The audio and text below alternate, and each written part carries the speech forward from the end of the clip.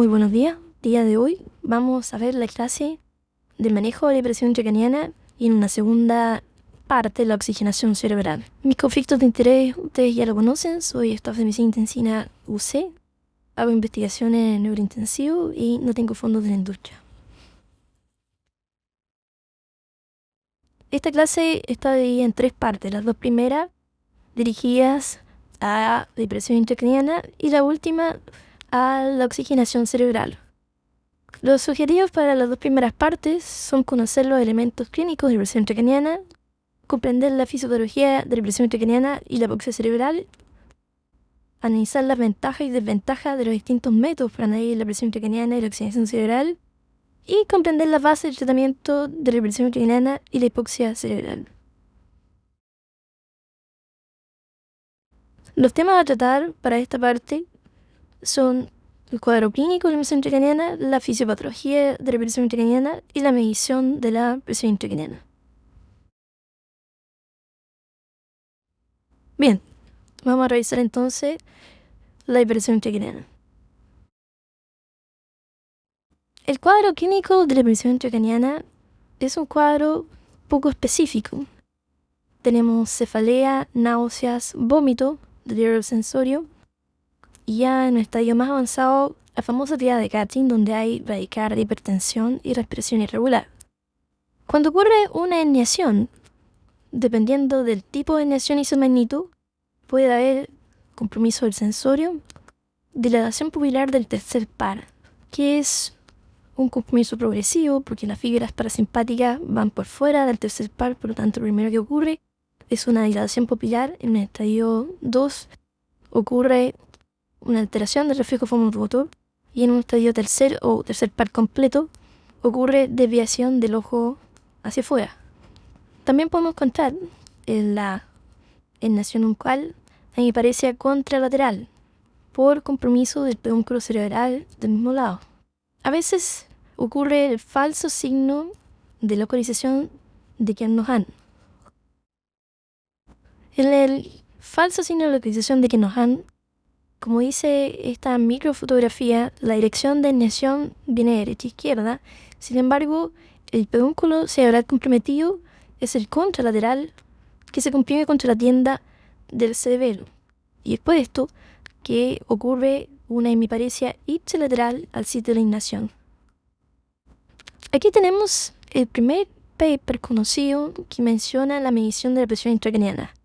Se trata de un grupo francés que decidió conectar los drenajes ventriculares externos de los pacientes neurooperados a los transductores electromecánicos que recién se venían integrando en la clínica y que se estaban usando ya para hacer mediciones de la presión arterial en forma invasiva. Pero fue este hombre, Nils Lambert, profesor de neurocirugía de la Universidad de Lund, en Suecia, quien sistematizó la medición de la presión intracraniana. Nils Lambert inició su carrera como médico a cargo de una unidad de cuidados postoperatorios de neurocirugía. Y fue en ese paciente que demostró en forma sistemática que existían patrones repetitivos de alza de la presión intracraniana. Aquí tenemos un registro histórico del paper de Nils Lambert, donde demuestra la existencia de las ondas tipo A o plató, que más adelante conoceremos su significado.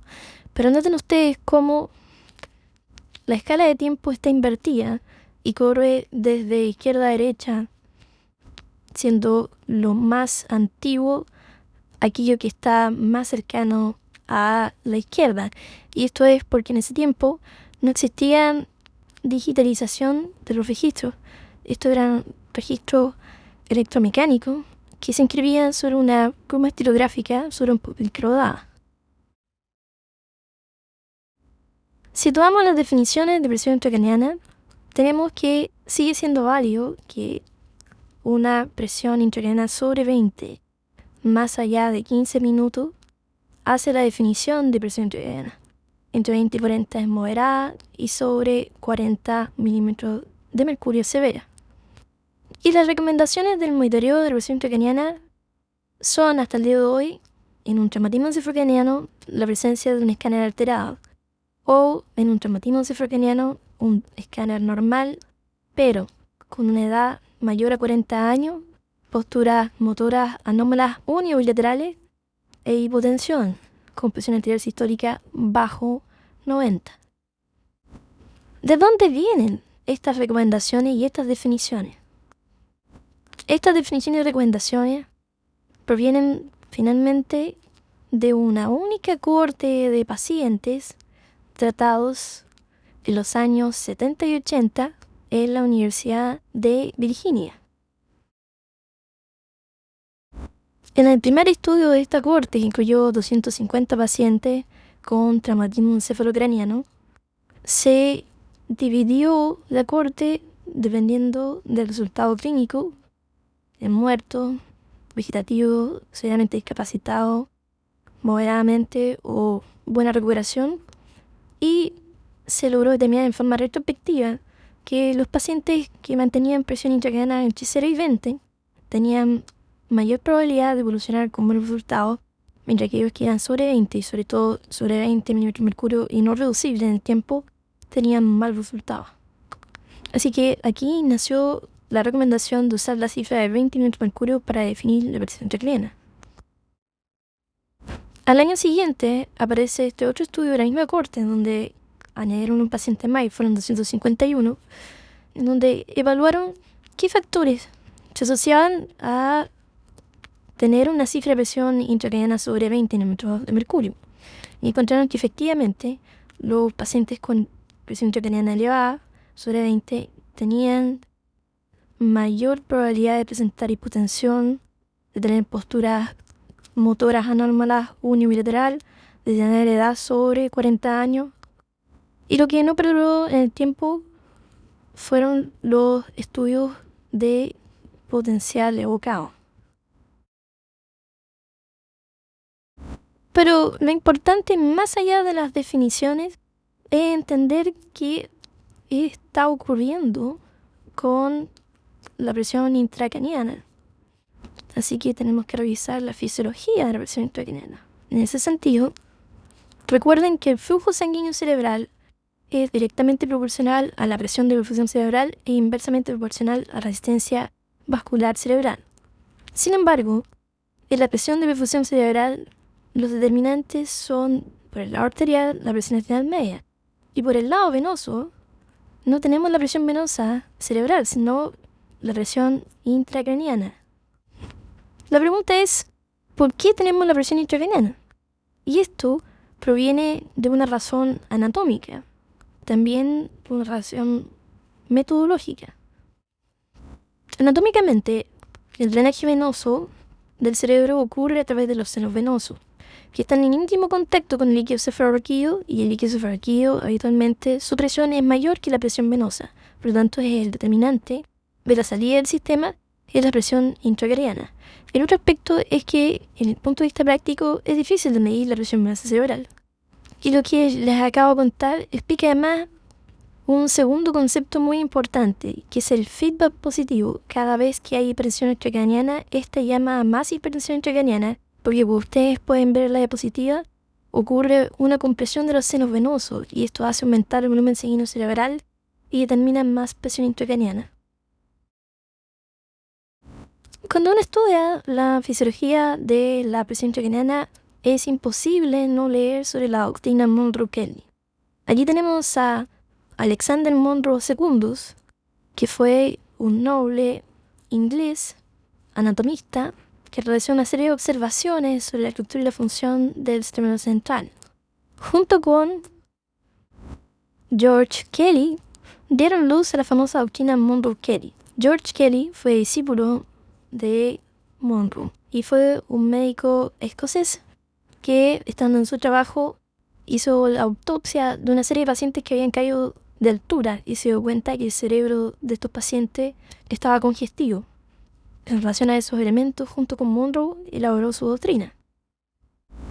Y los elementos de la doctrina Monro-Kelly se pueden resumir en 4 puntos. Primero, que el encéfalo está en un compartimiento no extensible. el parénquima cerebral es casi no compresible. El volumen sanguíneo cerebral es aproximadamente constante y se requiere un flujo venoso continuo para poder mantener un flujo sanguíneo cerebral. Ahora bien, esto nos permite concentrarnos ahora en dos elementos que nacen de la angina. Primero son que la presión intracraniana puede aparecer por el aumento de alguno de los subcomponentes, ya sea por la sangre, el parénquima o el líquido cefalorraquídeo. Lo segundo es el concepto de distensibilidad intracraniana. La distensibilidad, o en inglés compliance, intracraniana, que es el inverso de la elastanza, dice de aquella propiedad de la bóveda craneana de adaptar cambios de volumen inicialmente con poca elevación de la presión intracraniana. Y esto es porque en un encéfalo normal existen espacios que pueden compensar este aumento de volumen intracerebral. Existen ventrículos, existen cisternas, existen cisuras. Y además, cuando el cerebro está conectado con la médula espinal, está también el volumen del líquido cefalorraquídeo que ocupa la médula espinal. Y en caso de compensación, hernia a través de los agujeros de conjunción la dura. Así, cambios de volumen generan pocos cambios de presión. Pero en estados más avanzados, cuando ha disminuido este volumen de compensación, por ejemplo en este paciente que tiene un traumatismo cefalocraniano y tiene edema cerebral, podemos ver que ya desaparecieron los ventrículos, la cisura y la cisterna, y ahora no tiene ese volumen para compensar. Por lo tanto, los mismos cambios de volumen generan grandes cambios de presión y estamos en la fase ascendente o exponencial de la curva presión-volumen intracraniana. En relación a los componentes intracranianos, tenemos que el líquido cefalorraquídeo habitualmente hay 75 ml en los ventrículos y 75 en la médula espinal. Y diariamente un adulto normal produce alrededor de 500 ml de líquido cefalorraquídeo. El volumen sanguíneo cerebral, por otro lado, es entre 100 a 130 ml, de cual la mayor parte es venoso o está en la microcirculación.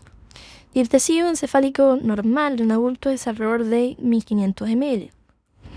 Sin embargo, el líquido cefalorraquídeo y el volumen sanguíneo cerebral que nosotros podemos manipular terapéuticamente con el manejo médico y la infusión intracraniana solo corresponde al 10% del volumen intracraniano. Y en este 10% es muy importante el volumen sanguíneo cerebral. Aquí tenemos que revisar la interrelación que existe entre el corazón, el cerebro y el retorno venoso. El gasto cardíaco normal de un adulto es de alrededor de 5 litros minutos, de cuales el 15% es destinado al cerebro. Esto es alrededor de 650 ml. Y eso que el cerebro en un adulto pesa el 2% del peso corporal. Pues bien, estos 650 ml de flujo sanguíneo cerebral significan un drenaje venoso de 750 ml al minuto, que deben mantenerse constantes. Es decir, cada 8 segundos se recambia el volumen sanguíneo cerebral. Ahora bien, si tenemos un problema del drenaje venoso, ya sea porque las yugulares o los senos venosos están ocupados o las yugulares están dobladas, o tenemos aumento de la presión intratráquea o intraabdominal, vamos a disminuir el retorno venoso del cerebro al corazón y vamos a tener un aumento del volumen sanguíneo cerebral con un aumento de la presión intracraniana finalmente. El drenaje venoso del cerebro ocurre principalmente a través de 3 vías. Desde las venas corticales al seno sagital, la tórcula o pensa aerófilo y de ahí al seno transverso derecho. Sin embargo, los núcleos de la base drenan la gran vena rostral, de ahí a la galeno, al seno recto y a través del seno transverso izquierdo alcanzan la yugular.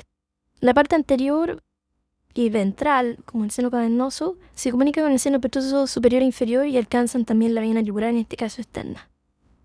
Ahora bien, el drenaje venoso en más de la mitad de los pacientes es asimétrico y que tiene una dominancia derecha en la mayor parte de ellos. A través del escáner de la resonancia podemos anticipar cuál es la dominancia de cada paciente. Y la importancia que tiene el drenaje venoso y la compresión de los senos venosos la podemos ver acá en esta microfotografía de un paciente con un traumatismo encefalocraniano grave, con edema cerebral, que hacia el lado izquierdo de la figura OA tiene compresión de sus senos venosos y ustedes ven cómo se marcan los senos. Y en el lado B, el paciente sometido a una craniotomía descompresiva dándole espacio y aparece el seno venoso transverso que antes estaba comprimido. Por lo tanto, la craniotomía descompresiva no solamente funciona porque da espacio y de esa forma determina que se retrotraiga la curva de presión-volumen intracraniana, pero además que mejora el drenaje venoso del cerebro. Existen múltiples dispositivos de medición de la presión intracraniana, subdurales, epidurales, intraperimatosos o intraventriculares. Sin embargo, los podemos dividir en dos grandes familias: el transductor intraventroso por una parte y el drenaje ventricular externo por otra. Ambos tienen ventajas y desventajas. El drenaje ventricular externo da una visión de los tres compartimientos, supratentorial derecho, izquierdo e infratentorial. Permite drenar líquido cefalorraquídeo, por lo cual es terapéutico. Es casi así imposible instalar cuando los ventrículos están comprimidos. Y tiene tasas de infección asociadas a su permanencia. Es un procedimiento además invasivo y requiere una manipulación especial del drenaje y del sistema de drenaje. Por otra parte, el transductor intramedatoso tiene menos infección asociada, se puede asociar otros monitores como el de temperatura o presión tisular de oxígeno, pero no puede hacerse cero después de la inserción. Y es muy importante que se haya hecho el cero y la calibración en el pabellón o en la cama del paciente en UCI antes de insertarlo. Y esta calibración se pierde en el tiempo. Es decir, hay una deriva con respecto al valor real de la presión intracraniana y que es variable dependiendo de la marca del dispositivo usado. Algunos duran 7 días, otros 10 días, es variable y hay que leer cada uno de los folletos con que vienen los dispositivos. Hoy en día, desde el punto de vista comercial, hay varios dispositivos de medición de transductores intraparenquimatosos.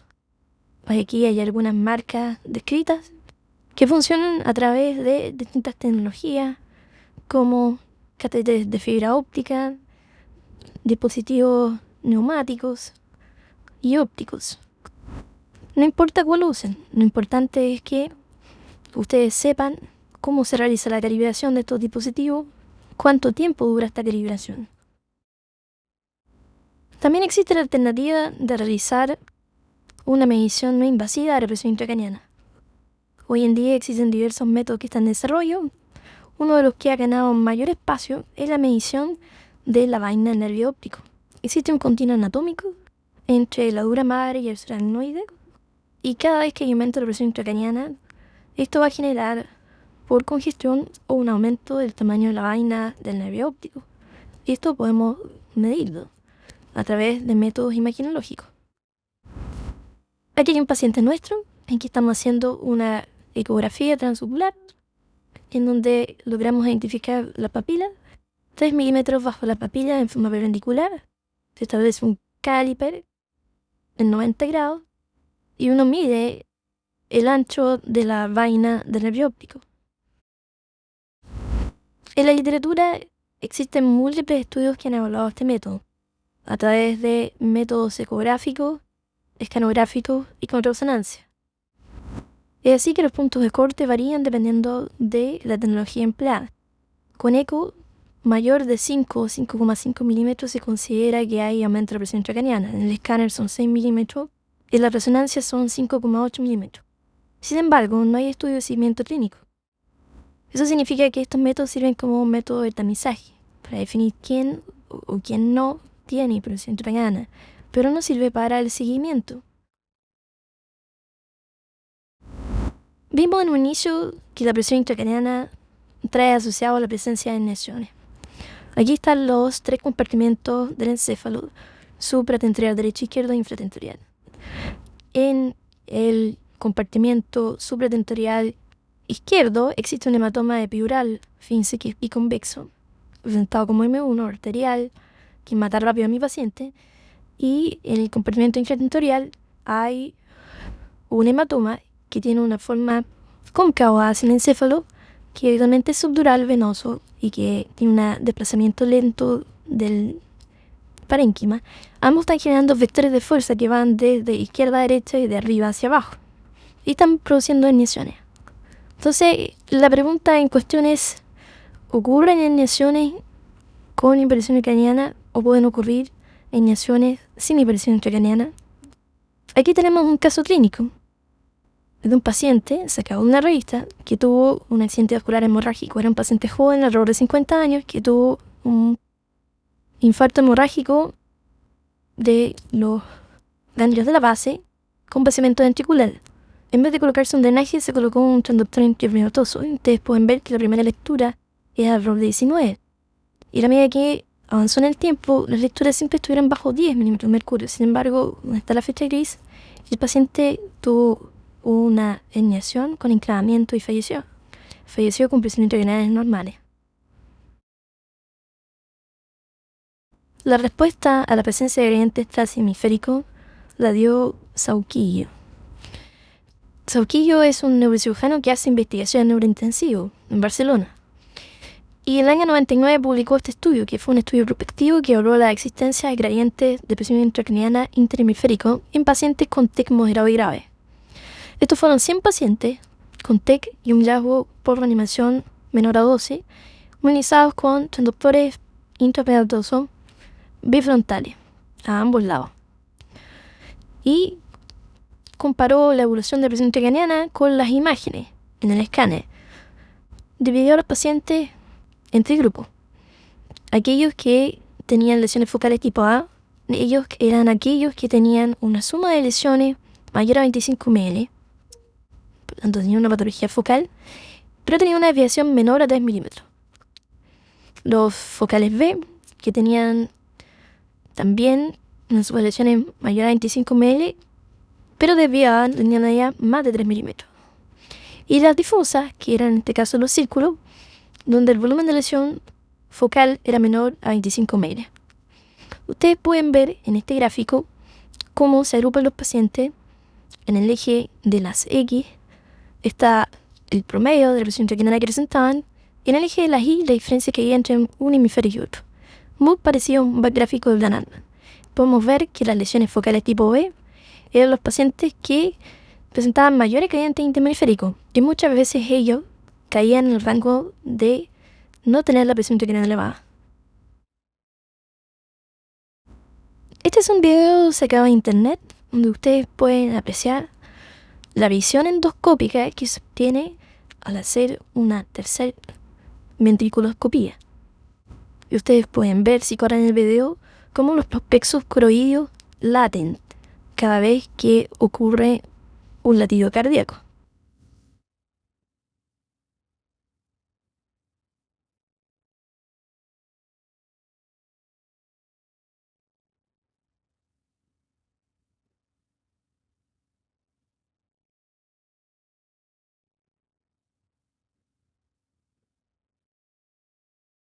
Y este latido del plexo coroideo se transmite al líquido cefalorraquídeo y obtenemos en el registro de la presión intracraniana la morfología de 3 ondas que acompañan cada latido. Estas ondas son el 1 de la percusión, que es la correspondiente al volumen sistólico. Después de eso viene la corriente, el componente 2. Este componente es muy importante de entender. Ocurre porque una vez que ocurre la percusión, igual que en un lago, una onda que se produce por golpear con una piedra va a tender a llegar hasta la periferia del lago y reflejarse.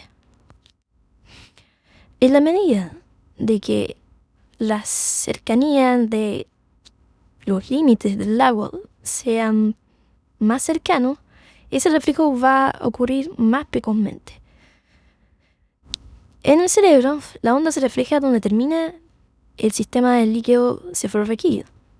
Esto es, en los ventrículos, en las cisuras, en la cisterna o la médula espinal. En la medida que me voy quedando sin espacio para compensar los cambios de volumen, el reflejo va a ser más precoz y se va a elevar el componente 2.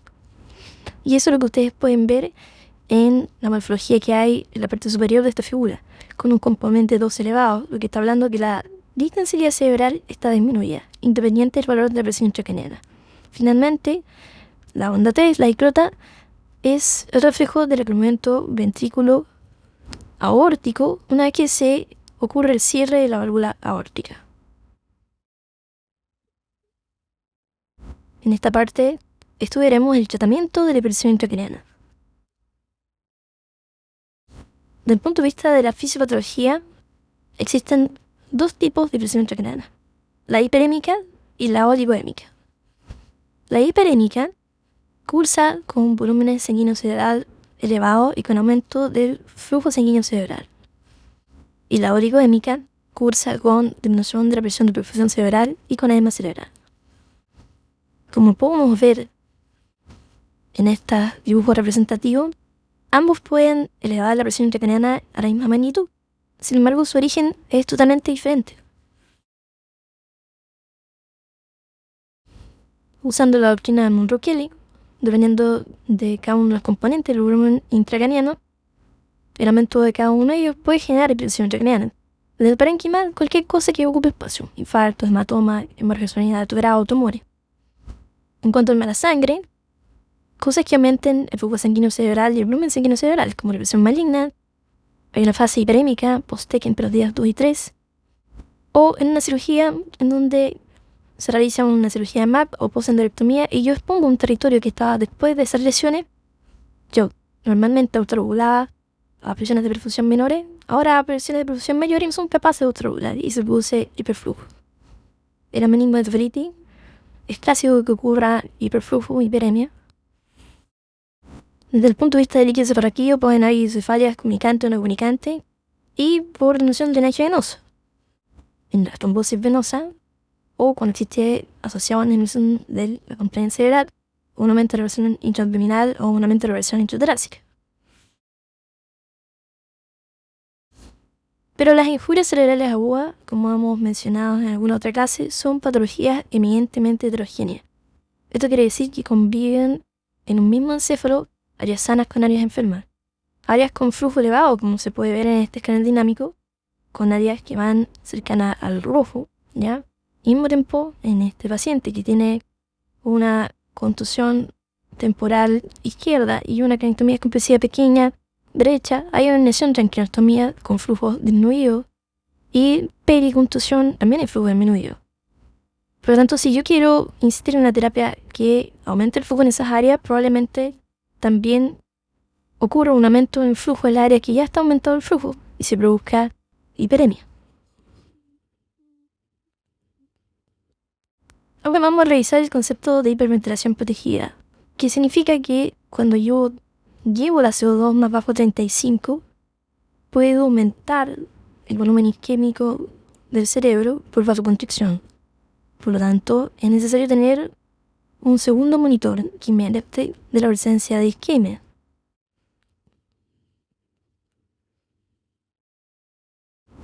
El tema es saber si yo soy capaz de detectar o no esa isquemia. De ahí que podamos hacer una falsa hiperventilación protegida. Este es un estudio fisiológico que evalúa en pacientes con TEC grave si la hiperventilación puede aumentar la isquemia cerebral. Se midió el contenido de oxígeno cerebral mediante la tomografía de emisión de positrones usando oxígeno con el isótopo 15. La extracción crítica, 75%, corresponde a un contenido venoso de 3,5 ml por 100 gramos de tejido. Y es el umbral que se ha fijado para definir que, más allá de eso, el tejido está isquémico. No puede aumentar la extracción sobre ello. Entonces, con la tomografía puedo sumar los voxeles y de esta forma calcular un volumen de cerebro isquémico. Aquí se comparó 10 voluntarios sanos, que ustedes pueden ver que normalmente es inexistente el volumen de cerebro isquémico, versus pacientes con TEC, 18 pacientes con TEC grave, que tenían un promedio de volumen isquémico de alrededor de 19 ml. Se ajustó la ventilación mecánica para aumentar el volumen minuto y bajar la C2 alrededor de 30 milímetros de mercurio. Y el volumen de cerebro isquémico aumentó a casi 90 ml, en forma significativa. Sin embargo, el bulbo yugular, que basalmente estaba en 60%, que los valores normales van entre 55 y 70, cambió a 57 más o menos 5, es decir, se mantuvo dentro del rango normal. Fue insensible para evaluar la disminución de la perfusión cerebral.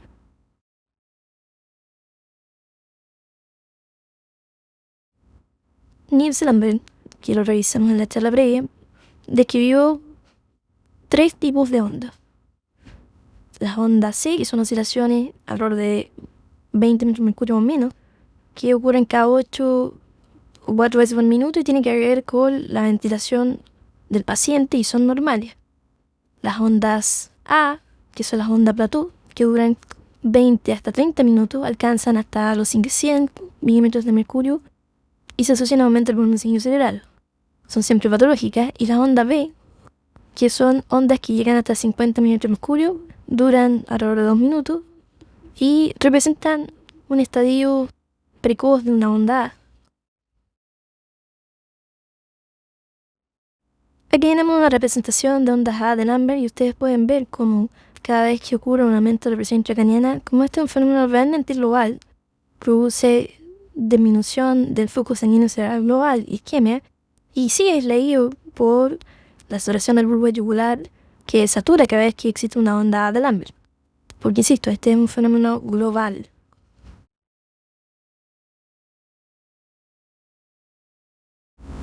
¿Cómo ocurren las ondas de plató? Bueno, se tienen que dar algunas condiciones. Primero, que existan heterogeneidad, es decir, áreas con autorregulación conservada y otras que sean vasoplásticas. Esta es la fase ascendente de la compliance, es decir, con disminución de la extensibilidad intracranial. El aumento del volumen sanguíneo cerebral por una alteración refleja, por ejemplo, por dolor, desencadena la onda, y la hipertensión y la hiperventilación se la pueden prevenir. Aquí vemos un estudio en animal por un modelo de presión intracraniana por inflar una sonda Foley dentro del ventrículo de un gato, y podemos ver que el gato compensado a través de hiperventilación está en ventilación mecánica pero está hiperventilando, y cuando yo le doy paulón deja de compensar y se produce una onda de Lambert. Asociado a la hiperventilación y la hipertensión hay una descarga simpaticotónica, y esto es parte de la tríada de Cushing, donde tenemos la hipertensión, la bradicardia y la respiración irregular. Y debido a este aumento del simpático, se aprieta la circulación cerebral y ocurre un vaciamiento del volumen sanguíneo cerebral, lo que logra disminuir la onda de Lambert. ¿Cómo progresa la presión intracraniana? Si recordamos los orígenes entre oligoémico y hiperémico, la oligoémica le hace mal la disminución de la presión de perfusión cerebral, la hiponatremia o la hiperglicemia. En cambio, la hiperémica le hace muy mal el aumento de la presión de perfusión cerebral, la hipoxia, la hipercapnia y el aumento de la temperatura. Y esto se puede ver reflejado en el ecodoppler. Aquí tenemos la señal del ecodoppler de la arteria cerebral media, y como una medida que aumenta la presión intracraniana, lo primero que ocurre es un aumento de la velocidad sistólica y una disminución de la velocidad diastólica. Después el diástole desaparece y finalmente se hace reverso. Así que existe cierto correlato entre la presión intracraniana y las velocidades del flujo que se pueden ver en Doppler. Sin embargo, a pesar de todo lo que hemos mencionado, todavía hay artículos que cuestionan el medir la presión intracraniana. Vamos a revisar un poco la evidencia que hay a favor y en contra. En esta ocasión vamos a ver un estudio retrospectivo de una cohorte de pacientes con traumatismo encefalocraniano tratados en el Hospital Universitario de Trondheim, en Noruega, entre el año 98 y 2002, donde analizaron si la presión intracraniana en el tiempo, el área bajo la curva, usando 20 milímetros de mercurio como límite, se correlacionaba con los resultados clínicos. Y ustedes pueden ver que la doctora Vick generó el concepto de dosis de presión intracraniana, donde hay 4 grupos: sin hipertensión, dosis baja, dosis moderada, una elevada dosis de presión intracraniana cuando hay más de 200 mililitros de mercurio por hora. Esta era la corte. Se trataba de 93 pacientes con TEC grave, la mayor parte de ellos de sexo masculino, la mayor parte por accidentes de tránsito. La mayor parte estaba entre un Marshall 2 y 3.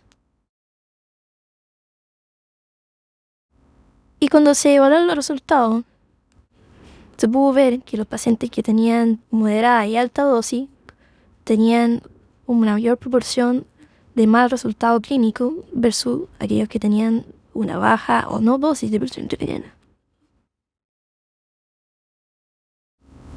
Este trabajo fue publicado en Critical Care Medicine en el año 2005 por un grupo holandés, el Dr. Olaf Kremer. El objetivo fue estudiar el impacto que tenía la modificación de la PIC y la presión de perfusión cerebral en el pronóstico de pacientes con traumatismo encefalocraniano. Fue un estudio retrospectivo observacional de 2 cohortes: el centro A, que hacían un manejo sin usar monitoreo de PIC, y el centro B, que hacían un manejo con monitoreo de PIC para PIC bajo 20 y PPC sobre 70 minutos de mercurio. De aquí tenemos los resultados. Se evaluó el Glasgow Outcome Scale Standard a 12 meses en seguimiento y podemos ver que el centro A, que hacía manejo sin PIC, tuvo una mayor proporción de pacientes fallecidos, que esto se repite en otros estudios. Sin embargo, en términos funcionales, los sobrevivientes no había diferencia entre las distintas categorías del Gold Standard versus el centro A sin PIC o el centro B con monitoreo de PIC y PPC. El trabajo concluye que el manejo guiado por PIC-PPC no tiene utilidad en mejorar los resultados clínicos. Sin embargo, hay que leer con detalle este trabajo, porque existió un entrecruzamiento en el centro A al centro B de casi 19 pacientes. Y esto era porque el centro A no contaba con neurocirugía 24 horas. Esto nos habla de que el estudio estaba sesgado y que los pacientes más graves, en definitiva, se manejaron en el centro B. Luego tenemos el BEST-TRIP.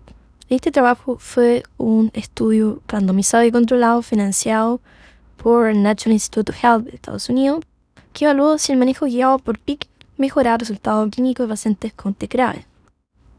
Dados los conflictos éticos que generaba un estudio para manejo guiado randomizado con o sin presión intracraniana en los países en desarrollo, se tomó la decisión de realizarlo en sitios donde habitualmente se manejaba a los pacientes sin la tecnología de presión intracraniana y presión de perfusión cerebral.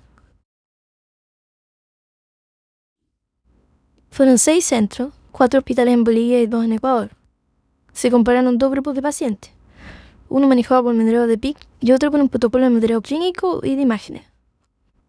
El resultado primario se evaluó a los 6 meses y fue un resultado combinado de 21 elementos: sobre vida, conciencia, orientación, goce extend en estado funcional y test neuropsicológico, de manera de aumentar la potencia del estudio para encontrar diferencias.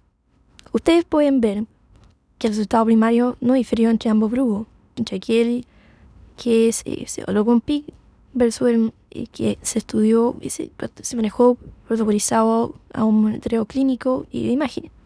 Sin embargo, de nuevo se repite que hay más muertos en protocolos sin manejo de presión intracraniana. Y los resultados en términos de goce estándar en 6 meses no son distintos en términos de resultados favorables o no favorables. El trabajo concluye que el manejo de los pacientes guiados por PIC no es superior a un protocolo de imagen y examen clínico. Sin embargo, este estudio también tiene problemas. Primero que todo, no existió un rescate prehospitalario. Solo el 45% de los pacientes ingresaron al hospital traídos por una ambulancia.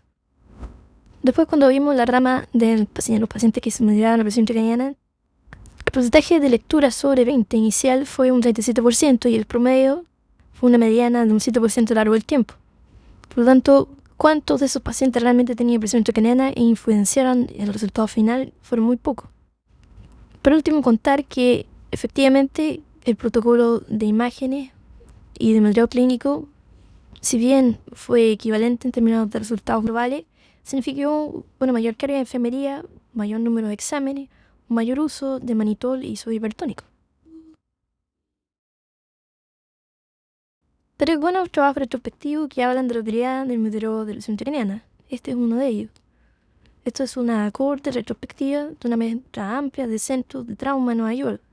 Habían 20 de nivel 1, que tenía cirugía de trauma de especialistas y UCI, y nivel 2, que no incluye básicamente cirugía cardíaca o hemodinamia. Aquí podemos ver que la corte fue dividida entre aquellos que se monitorizó la PIB y aquellos que no se monitorizó la PIB. Tenemos un total de 1.034 pacientes para el monitoreo de PIB y 223 para el no monitoreo de PIB. Había una tendencia significativa que los pacientes que se monitoreaban la PIB eran más jóvenes. Y los resultados: a 2 semanas, la proporción de pacientes que habían sobrevivido era mucho mayor cuando se monitorizaba la presión intracraniana. Aquí en la Universidad Católica hicimos nuestra experiencia con respecto al monitoreo de la PIC y el uso de una medida terapéutica como la hipotermia. Podemos ver que la hipotermia permite controlar la presión intracraniana a lo largo del tiempo. Nosotros estudiamos nuestra corte muy parecido a lo que hizo Vic, con la dosis de presión intracraniana sobre o bajo 20, dando además buen control de presión intracraniana. Y en nuestra corte mixta de pacientes con presión intracraniana refractaria, los pacientes que no lograban controlar la presión intracraniana solamente más de un 19% del tiempo, todos ellos fallecieron. Por lo tanto, sí tiene sentido la presión intracraniana desde el punto de vista de condicionar la sobrevida de los pacientes y el pronóstico funcional. Tocando un poco de la hipotermia, aprovecho de mostrarles el Eurotem, que fue un estudio publicado en el 2015, fue un randomizado de 18 países, más de 47 centros, que evaluó la hipotermia del último cefalocraniano y la presión intracraniana mal llamada refractaria, porque la definió como aquella que era mayor de 20 minutos de mercurio por más de 5 minutos los primeros 10 días después de un TEC, y que no lograba estabilizarse con manejo del primer escalón. Y la intervención fue 32-35 grados, inducido con suero fisiológico frío y mantenido con métodos endovasculares o externos por 48 horas. O el control de presión intracraniana con un protocolo. Los resultados fueron el Gold Standard a 6 meses y, al menos en términos de presión intracraniana, no hubo diferencia entre los dos grupos. Y los resultados, en términos del Gold Standard, nos muestran que los pacientes con hipotermia tendieron a fallecer más. Lo que se puede ver en análisis primario y aquellos ajustados. La hipotermia tendió a aumentar los resultados desfavorables. Hubieron más efectos adversos y más presencia de efectos adversos con la hipotermia. Lo que nos quiere decir que la hipotermia implicada en esta forma es dañina. Más de mercurio por más de 5 minutos, sin haber optimizado y sin haber pasado por la osmoterapia, probablemente la hipotermia pierde su beneficio y entrega daño. En nuestra experiencia que tenemos tabulada, allí hay 30 pacientes, lo llevamos más de 40 de pacientes con presión intracraniana refractaria sometidos a hipotermia. Tenemos una mortalidad de 36% y los pacientes sobrevivientes tienen un buen resultado funcional con un Gold Standard promedio de 5. Sin embargo, nosotros usamos la hipotermia al final de un protocolo y la consideramos refractario cuando no hay causas quirúrgicas corregibles, con una hora de más de 20 a pesar de manejos de primera y segunda etapa. Los pilares del tratamiento de la presión intracraniana son: trato de la causa originaria. Use el concepto de Brian Coe. Esto quiere decir que esto es una emergencia del cerebro y que vayan a un paro. Llamo intensificación en etapas. Las medidas generales que tienen que estar en todo paciente son la cabeza 30 grados y evitar dolor del cuello. Estas dos para favorecer el trágeno venoso, ya vemos lo importante que es. evite la hiponatremia, evite la fiebre y la agitación, realice un escáner de cerebro sin contraste, de manera de evaluar la causa y ver si existe algo que sea descomprimible. Mida PIB y PC en todo paciente con riesgo de la hipertensión intracranial. Y esta última, es decir, mida la PIB y PC en todo paciente con riesgo de hipertensión intracraniana, es parte del consenso de monitoreo multimodal, publicado por la Intensive Care Medicine y aprobado por las sociedades europeas de cuidados críticos y la Neurocritical Care Medicine también. La aproximación general que tengo que tener con un paciente con hipertensión intracraniana, primero chequeé que la PIC sea real, ¿de acuerdo? Que el sistema mantenga equilibrado. Segundo, examine el paciente, ya las pupilas. Y tercero, vea si existe alguna causa sistémica corregible. La cirugía nos puede aportar en el drenaje ventricular externo, en la absorción de masas extraaxiales, la reducción de lesiones intracerebrales y la craniotomía ya sea uni o bilateral. En el escalón 1 de manejo, está la ley general que siempre tiene que estar, la ABC típico de reanimación de un paciente crítico. Si los pacientes presentan un edema vasogénico, es decir, tumores o abscesos, está recomendado el uso de dexametasona, 0,1 miligramos por kilo cada 6 horas, endovenoso. Practicar el drenaje líquido vasovaquídeo si contamos con una cantidad externa entre 5 y 10 ml. Llevar la CO2 alrededor de 35 ml3 y mantener la anatemia sobre 45 miliequivalentes.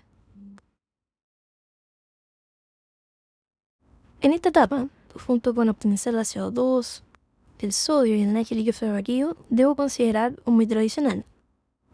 Y aquí está apuntando así un monitoreo metabólico asociado como bulbo yugular o presión tisular de oxígeno me puede ayudar a ajustar las metas individuales en cada paciente. Después pasamos al escalón 2. En el escalón 2 debo intensificar la sedación con propofol hasta una dosis máxima de 100 gamma kilo minuto, ayudarme a la medicación ya sea con bis o variante de solubilidad continua de manera a saber si estoy logrando el objetivo de deprimir la actividad eléctrica cerebral. Puedo usar mannitol o soy hipertónico. El problema del mannitol son dos cosas. Primero, genera una intensa respuesta diurética y tengo que estar permanentemente corrigiendo el nervio interno y reponiendo agua. Y además necesito evaluar la molaridad porque sobre 320 milimolar no funciona. El sodio hipertónico se puede dar en infusión o en polvo. Importante generar gradiente contra el sodio del plasma. Por lo tanto, es importante no quemar el sodio el primer día, porque natremia sobre 160 miliequivalentes o milimolar no tienen utilidad práctica en disminuir la hipertensión intracraniana. Y finalmente, en esta etapa además se debe hacer un escáner del cerebro. Siempre tenemos que estar evaluando si existe una lesión que sea descomprimible. Y en el escalón 3 tenemos solamente 3 medidas. Es como barbitúrico, la hipotermia y la craniotomía compulsiva. Como pueden ver, las alternativas son pocas ya en esta etapa. El cuadro barbitúrico, sin duda de las 3 medidas, es la más tóxica y la que hoy en día se practica menos. La hipotermia, en todos los estudios, independiente de los resultados, baja la presión intracraniana, como ustedes pueden ver ahí en estas slides. La craniotomía compresiva también lo hace. El tema pasa por una parte por la selección de los pacientes y por reconocer que la presión intracraniana no es el único mecanismo de daño, como vimos en la charla pasada. Los valores sugeridos hoy en día para manejar a los pacientes con presión intracraniana son mantener una presión de perfusión entre 60 y 70. Esto se puede individualizar. En general, pacientes jóvenes toleran PPC de 60 o menos, y los pacientes más ancianos, sobre todo si son hipertensos, necesitan una PPC cercana a 70. Y se usa el límite hoy en día de la PIC bajo 22 y no 20, y esto salió en la última guía de la Brain Trauma Foundation. Entonces va a ser un solo estudio que mostró que la autorregulación se deteriora más aún sobre los 22. Pero una pregunta importante es cómo puedo individualizar mi terapia. Una forma es saber si el paciente tiene autorregulación conservada o está disminuida o perdida. La autorregulación es la capacidad que tiene el cerebro de adaptar cambios del flujo sanguíneo dependiendo de la presión de perfusión cerebral. El límite inferior es 50 y el límite superior es 150, pero este rango puede cambiar dependiendo de la patología y del paciente. Una forma de estimar la autorregulación es la correlación lineal que hay entre la presión intracraneana y la presión arterial media. Tenemos dos índices, el PRX y el MX, cuando cambiamos la presión arterial media por la velocidad del flujo de la arteria cerebral media. Aquí tenemos el estudio de validación de la PRX. Estos fueron 327 pacientes con TEC grave, donde usando un software especial se vio latido a latido la correlación lineal que tenía la PIC con la PAN.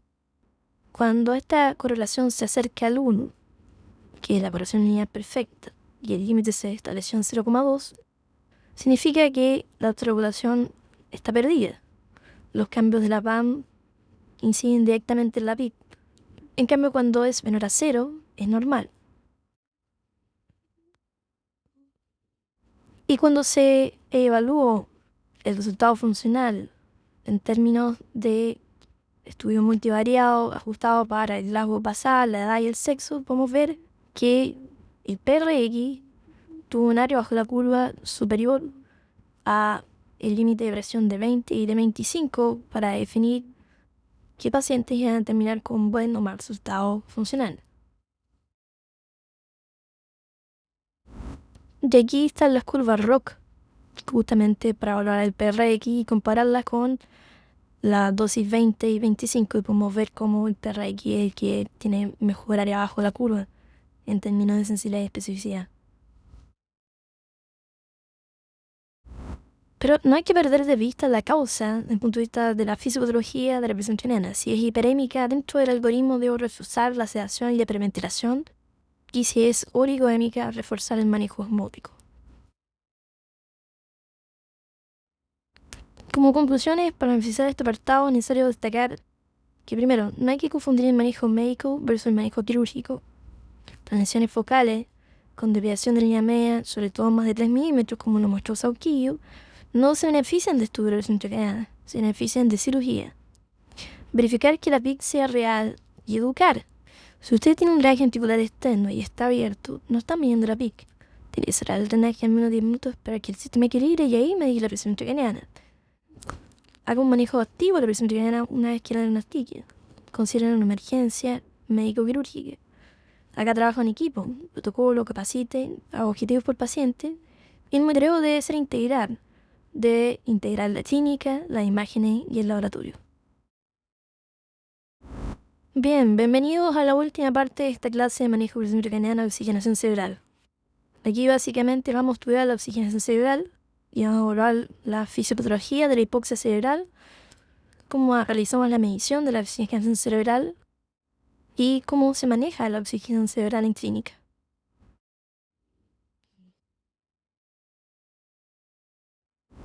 Muchos de nosotros, cuando aprendimos cómo ocurre la oxigenación tisular, aprendimos con el modelo de Krop, que es un modelo propuesto en el año 19, en donde existen dos compartimientos, un arterial y venoso, y el contenido de oxígeno disminuye linealmente entre el arterial y el venoso. Esto explica un capilar al centro y un cilindro de tejido alrededor o histión. Sin embargo, hoy en día sabemos que el modelo de oxigenación tisular es mucho más complejo que eso, y se está utilizando en este modelo de red capilar, donde existe 6 componentes que intercambian entre cada uno de ellos oxígeno: las arteriolas con la red capilar, las vénulas, los tejidos y finalmente la mitocondria, y las relaciones que hay entre ellas. Por lo tanto, modelar la oxigenación tisular es en realidad mucho más complejo.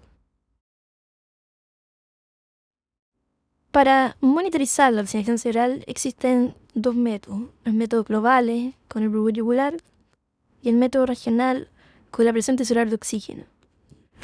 Si instalamos un monitor de presión cerebral de oxígeno en el sitio sano, vamos a ver el balance que hay entre el consumo y el transporte de oxígeno alrededor de la punta de ese catéter. Si lo colocamos en un sitio de penumbra, podemos ver el riesgo de isquemia. El PTU2 mide una mezcla de oxígeno que infunde entre el lecho vascular y intersticial en un promedio de 10.000 lechos capilares, con un volumen de alrededor de 4 milímetros cúbicos. Existen dos grandes tecnologías para medir el oxígeno.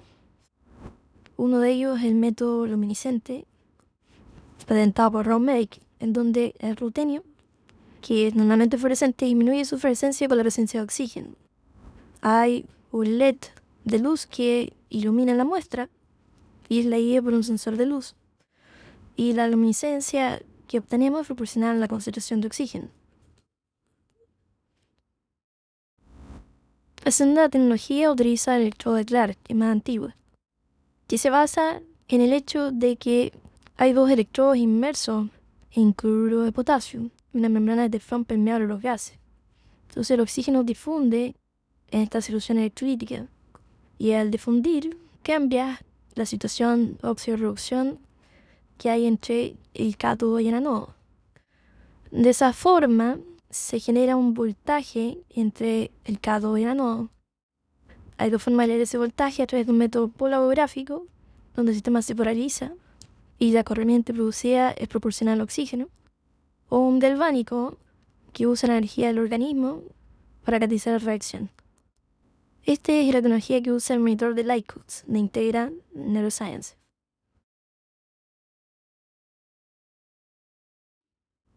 Los valores normales de presión total de oxígeno están entre 20 y 40 milímetros de mercurio. Y es un valor que va a integrar tanto el flujo como el consumo de oxígeno, pero es una medida regional, alrededor de la punta donde está situado ese catéter. Se inserta 3,5 centímetros bajo la dura y ambos métodos, tanto el de rutenio como el del electrodo Clark, duran alrededor de 10 días. Y uno está viendo cómo se intercambia el oxígeno en los distintos compartimentos que ya conocimos. Sabemos que la mayor parte de la sangre que hay en el cerebro es venosa o de la microcirculación. Y en la mitocondria llega normalmente 8,5 milímetros de mercurio de oxígeno. Y la mitocondria puede funcionar hasta con 1,5. Por lo tanto, el sistema tiene cierto grado de tamponamiento.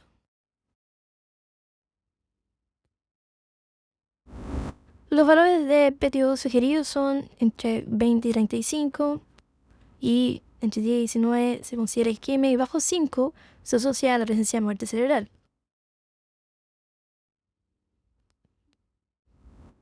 La saturación del bulbo yugular, por su parte, es un método global. Requiere la inserción del catéter central monolumen con la técnica dura anterior enferma retrógrada. Es ideal contar con coximetría en su punta, de manera de tener una monitorización continua. Y para saber que está bien situado en una radiografía lateral de cuello, como está acá en este caso clínico, debe estar sobre C1 o C2. El bulbo yugular refleja el balance cerebral entre transporte y consumo de oxígeno a nivel global y sus medidas son entre 55, 70 y 75. Se requiere una extracción lenta, menos de 2 minutos, para evitar contaminación con sangre extracraniana.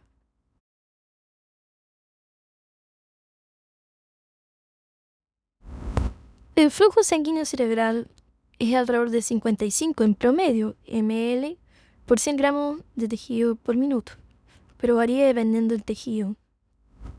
La sustancia gris es alrededor de 78-80 y la sustancia blanca es alrededor de 18. Esto da entre 750 y 800 ml en minuto. Lo que habíamos conversado obviamente que representa el 15% del gasto cardíaco basal.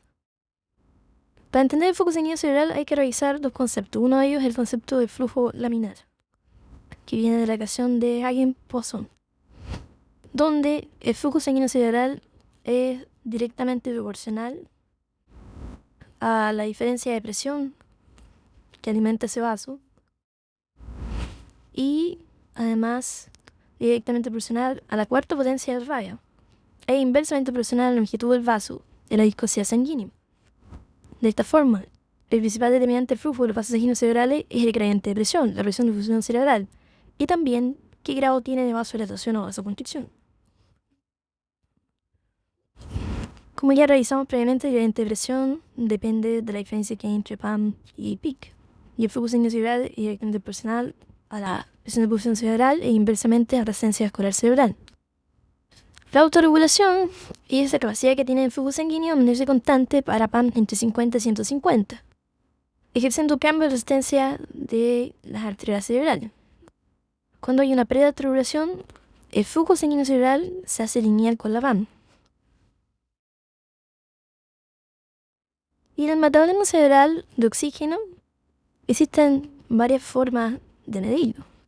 Uno es con la tomografía de emisión de positrones usando el isótopo 15 de oxígeno marcado en el oxígeno inhalado. O con el efecto Volt de la resonancia, en donde el cambio que hay entre óxido y deoximoglobina hace que las propiedades de resonancia de la hemoglobina cambien. Y ese cambio uno lo puede mapear y de esa forma entender que hay regiones del cerebro que están aumentando su actividad metabólica. O una técnica más global y simple de ver el metabolismo cerebral de oxígeno a escala global es con las diferencias arteriovenosas de oxígeno, que se pueden implicar con el flujo sanguíneo cerebral a través de la distribución de nitrógeno. Porque, en definitiva, si hacemos un paciente que inhale nitrógeno a una concentración establecida y cortamos el flujo de nitrógeno y vamos mapeando qué pasa con la concentración de oxígeno en el lado venoso, restado a la arterial, podemos ver en cuánto tiempo se lava ese nitrógeno. Y eso es proporcional al flujo sanguíneo cerebral. Usando los elementos del flujo sanguíneo cerebral y del consumo de oxígeno, tenemos estas ecuaciones, como que el flujo sanguíneo cerebral por la diferencia arteriovenosa de oxígeno es igual al consumo de oxígeno. El transporte de oxígeno cerebral es el contenido arterial de oxígeno por el flujo sanguíneo cerebral. El contenido arterial de oxígeno es el mismo que sabemos de las ecuaciones sistémicas, donde la saturación de oxígeno se multiplica por la hemoglobina y cada gramo de hemoglobina 100% saturado es capaz de transportar 1,39 ml de oxígeno. Y esto a su vez se suma a la cantidad de oxígeno que es disuelto, que a presión atmosférica es inexistente relativamente porque se multiplica por 0,0031. Tenemos el consumo de oxígeno y el transporte, y usando ecuaciones derivadas de ambos sabemos que el consumo es igual que el transporte multiplicado por la extracción, y la extracción es la razón que hay entre el consumo y el transporte de oxígeno.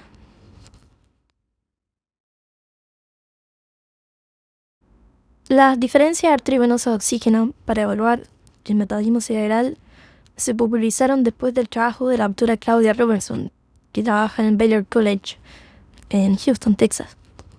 La doctora Robertson estudió el flujo sanguíneo cerebral y el metabolismo cerebral a través de las diferencias arteriovenosas. Y ella estudió de forma prospectiva una cohorte de pacientes con injurias cerebrales graves, ya sea traumatismo encefalocraniano, hemorragia subaracnoidea o stroke, con grado de ingreso menor a 8. Y midió el flujo sanguíneo cerebral, el consumo de oxígeno y la producción de lactato por diferencia arteriovenosa entre al menos 3 a 5 primeros días. Ustedes pueden ver que existe una correlación entre las diferencias arteriovenosas de oxígeno y el flujo sanguíneo cerebral. Hay isopletas de consumo de oxígeno que se correlacionan con las diferencias arteriovenosas y da una correlación no lineal de 0,71, muy buena. Y uno puede entender si un paciente está hiperémico, hipofundido y si está además en rango de isquemia.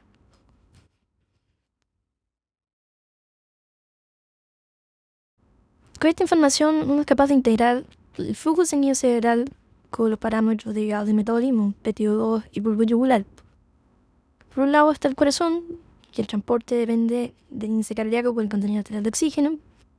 Sabemos que un 15% del gasto cardíaco le llega al cerebro, y ahí tenemos que la PTO2 es capaz de leer la interrelación que hay entre el flujo sanguíneo cerebral regional, la presión de pulsación cerebral, el contenido arterial de oxígeno regional y el metabolismo cerebral también regional.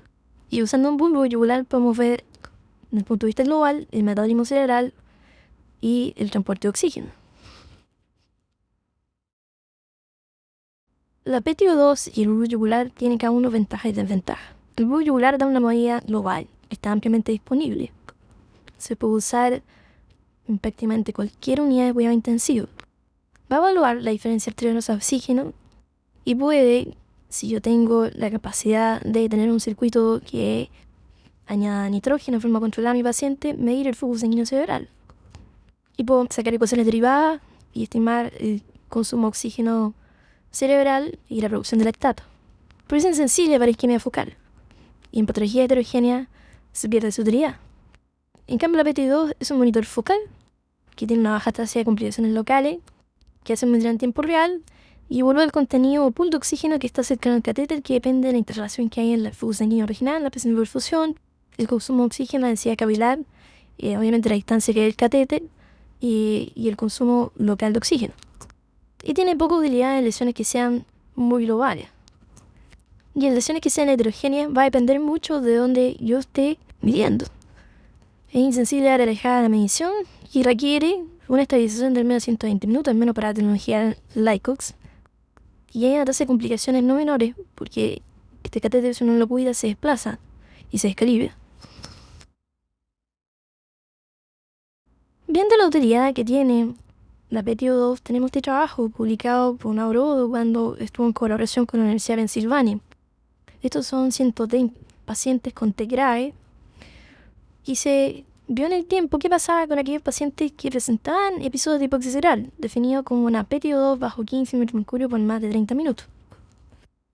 Podemos ver en esta tabla univariada que dividiendo el resultado funcionando de los pacientes usando el GOS entre 4 y 5 como favorable y 1 y 3 como no favorable, los pacientes tuvieron pronóstico no favorable en la medida que eran mayores, que tenían un peor Glasgow de admisión, que tenían un Marshall escáner de mayor grado, tenían un Apache mayor, tenían presión intracranial sobre 20 y también cuando tenían un apetito que presentaba hipoxia cerebral era marcador de pronóstico no favorable. Entonces, cuando mezclamos la presencia de hipoxia cerebral con hipertensión intracraniana o baja presión de perfusión cerebral, podemos ver que en ambos casos, cuando existe hipoxia cerebral medida por la PTO2, disminuye a la mitad, en forma significativa, la probabilidad de tener un resultado favorable. Y ahora, cuando tomamos esta misma corte y hacemos un análisis multivariado, ajustado por predictores independientes de mal pronóstico, conocidos como en la edad, el largo de ingreso, vemos que la hipoxia cerebral es un marcador independiente de tener menos probabilidades de evolucionar con un pronóstico favorable. Cuando mezclamos la PIC con la PTO2 y pensamos que la PTO2 puede ser un monitoreo complementario y ajustar o individualizar las variables de nuestro paciente, tenemos este trabajo, el BOOST-2. El BOOST-2 fue un estudio prospectivo que reunió casi 200 pacientes con TEC grave en 10 UCI de Estados Unidos y que dividió a la corte en dos, en un manejo para PIC bajo 20 y uno con manejo de PIC bajo 20 y PTO2 sobre 20. Entonces, instauró un protocolo para tratar a los pacientes que sean hipoxia cerebral y tenían hipertensión intracraniana. Cuando combinamos ambos monitores, podemos ver que los pacientes a 6 meses tuvieron un mejor resultado funcional y fallecieron menos cuando se combinó ambos monitores, la PIC y la PTO2. Entonces, las recomendaciones del monitoreo de oxígeno cerebral son en TEC grave, con el uso de hiperventilación protegida, evitar, obviamente, que el bulbo desature, pero sabemos que puede esto ser insensible, por lo tanto, muchas veces requerimos una presión cerebral de oxígeno. en pacientes con injurias cerebrales agudas en riesgo de isquemia con una orgasmia severa y para evitar lo que es el vasospasmo, identidad de la isquemia cerebral retardada o tardía. El bulbo y la PT2 pueden ser complementarios y en una patología difusa, la PT2 se ejecuta en el lóbulo frontal inferior dominante y el bulbo yugular en la yugular dominante. Puedo descubrirla por el tamaño del agujero rasgado, el más grande en el escáner de la yugular dominante, o puedo ocluir la yugular y ver en cuál de los dos lados se eleva más la presión intracraniana. Y en la patología focal se usa en el área de penumbra. Ahora, el tema es cómo puedo interpretar la presión tesoral de oxígeno. Y para eso tengo que saber que existen distintos tipos de hipoxia.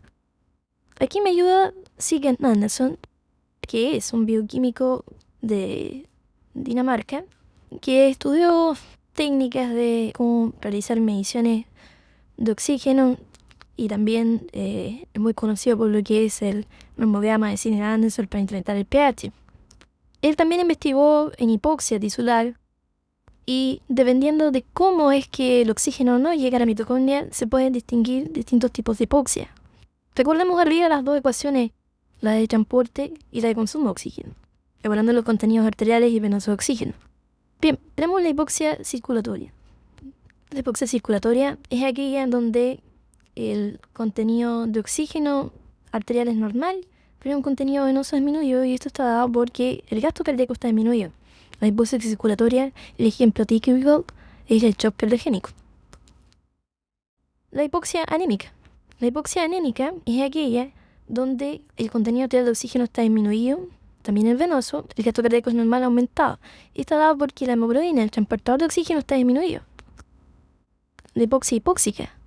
Aquí lo que ocurre es que hay una falla respiratoria que condiciona que la sangre en el lado arterial esté disminuida su cantidad de oxígeno. Y el lado venoso también disminuye, el gasto cardíaco está aumentado.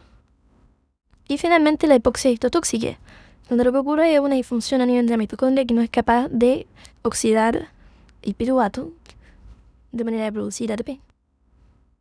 Para terminar, contarles que esta es una simplificación de los tipos de hipoxia descritas por Sigurd Anderson. Sin embargo, por estos 4 tipos podemos entender relativamente la globalidad de los episodios de hipoxia cerebral. ¿Cómo interpretamos la hipoxia cerebral? Por un lado tenemos los valores normales, tanto el bulbo como la presión cerebral de oxígeno. Cuando el bulbo está sobre 65 y la presión cerebral sobre 30, probablemente estamos en el lado hiperémico. Y aquí solamente hay 2 posibilidades, que el flujo sanguíneo cerebral esté elevado o que el consumo de oxígeno esté disminuido. Cuando el flujo se eleva puede ser por hipercapnia, por alteración del flujo, por hipertensión severa, segundo o tercer día del té, encefalitis o ciertos fármacos como nitrato. Que el consumo de oxígeno esté disminuido ocurre en la hipotermia, la sedación intensiva, la estancia en lesiones y en la muerte cerebral. Cuando el bulbo está bajo 55 y la PT2 bajo 20, probablemente estemos en el lado isquémico. Y esto puede ocurrir por aumento del consumo de oxígeno o reducción del flujo sanguíneo cerebral. Por aumento de la PIC, baja la PAM, baja la CO2, baja la PO2 por vasospasmo o infarto, o por aumento del consumo de oxígeno, fiebre, olor, convulsiones, sedación insuficiente. En el manejo de la hipoxia, así como en el manejo que hacíamos en la presión intracraniana, lo primero es decir si es real la hipoxia. Para eso es necesario integrar la clínica, la imagen y los equipos y saber si efectivamente el paciente puede estar con hipoxia cerebral. Lo segundo es ver la reactividad del oxígeno. La reactividad del oxígeno es un concepto parecido al PRX. Aquí el nombre es ORX. En el fondo, cuando los pacientes tienen autorregulación conservada, no existe una correlación entre la presión cerebral y la PT2. Se puede hacer cada 30 segundos y con un software uno puede sacar el ORX y cuando este es menor a 0 o positivo, la autorregulación está conservada. En cambio, cuando la correlación se hace positiva, esa es una correlación lineal entonces entre la presión de difusión cerebral y la PTO2, la autorregulación está perdida. Aquí está el trabajo que demostró este concepto, publicado por Jäger en Critical Care Medicine en 2006. Y en este mismo trabajo, lo que se hizo fue comparar el PRX con el ORX, y podemos ver que distintos puntos de corte del ORX se asocian con el resultado funcional. Lo tercero es hacer un test de hiperoxia. Esto lo único que pretende es saber si el sistema está leyendo bien. Entonces yo aumento la fibra a 100% por 10 minutos y debería aumentar la PTO2. No se usa como tratamiento, sino como un test de calibración.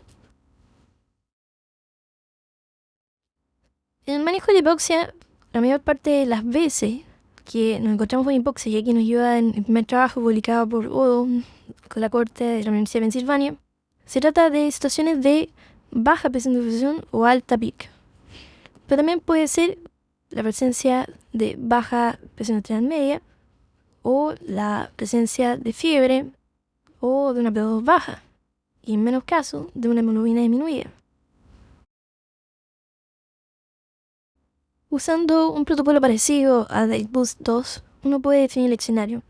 Si la PTO2 está bajo 20 o el bulbo bajo 55, por un lado, si la PIC está sobre 20, la idea es bajar la PIC. En cambio, si la PIC está bajo 20 y tengo estos valores, trate cosas que aumenten el consumo de oxígeno, como la fiebre o el vasospasmo, corrija la anemia, aumenta la presión cerebral. Si la PIC está sobre 20, el bulbo entre 55 y 65 y la PIC está bajo 20, estamos bien.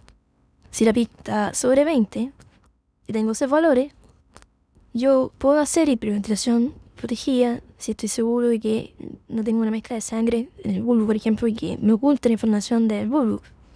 Y voy a dar a 30 o reforzar la sedación. Esta es una corte de voluntarios sanos y 20 pacientes con TIC, en el cual se aumentó la presión de perfusión de 70 a 90 con adrenalina. Y se vio qué pasaba con el volumen de cerebro isquémico, medido por la tomografía de emisión de positrones y la extracción de oxígeno. Y podemos ver que los pacientes con un cerebro isquémico, cuando se aumentaba la presión de perfusión cerebral, disminuía el volumen de cerebro isquémico. Hay un caso sentido típico de un paciente que tiene una contusión cerebral y como el hemisferio que es cercano a la contusión tiene un flujo sanguíneo cerebral que está aumentado, un volumen también aumentado, un consumo de oxígeno que está aumentado y una extracción disminuida, por lo tanto hay un volumen isquémico. Y el volumen de cerebro isquémico se correlacionó con el cambio que podía obtenerse con el aumento de presión de perfusión cerebral, es decir, aquellos que tenían mayor volumen isquémico eran más sensibles a que la aumento de presión de perfusión cerebral disminuyera el volumen isquémico. Y el doctor Nino Stokely también en lesiones focales hizo un trabajo muy similar donde demostró que en 9 pacientes con hemorragias, 7 de ellos tenían hemorragia, 1 un TEC grave y un meningioma operado, y encontraron una hipoperfusión, ya sea por la técnica SPECT o por PTO2.